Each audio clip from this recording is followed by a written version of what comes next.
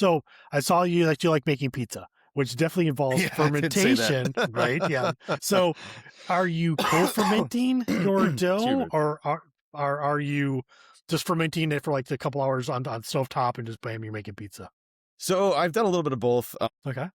Full disclosure, not been doing this for that long.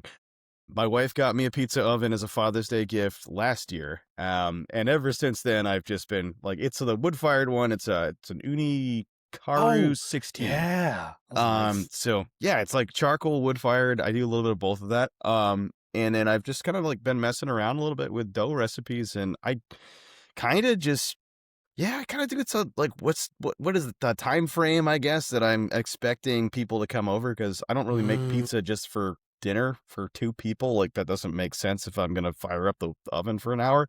So gosh, I'm yeah. usually only keep it for like, if I'm gonna make like 6 or 8 pizzas, then I'll bring it out. Mm, But mm, if I'm knowing I'm getting company in the next day, like, I might be able to make the dough overnight. I think it is a little bit tastier when I do a cold ferment in the fridge. mhm.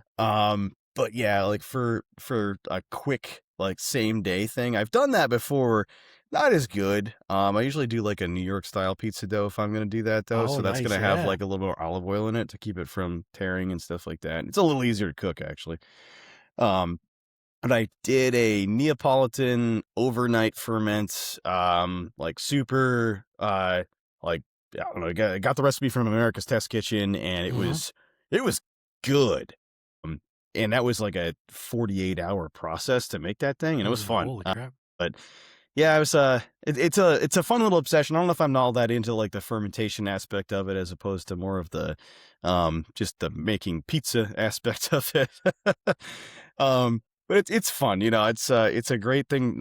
It definitely is a great thing to pair with some beer on the outside, in the porch, and just, it's fun. So Oh, for sure. Yeah. Oh, that's I get to awesome, kind of like man. play around with different ingredients too. So, Mhm. it's fun, but I have a different, like, I'm not good at it by any means whatsoever. I'm trying to get good at it, but, it every time I make a different dough, it's always coming out slightly differently, and I think it's probably just, maybe the temperature that I'm proofing it at, or the Maybe. materials that I'm using to make it. I don't know. There's a million variables with this So stuff. what's But, been your highest hydration level so far with your pizza dough? I think I've gone up to like 65% before. Okay. And typically gonna use the King Arthur 00 flour.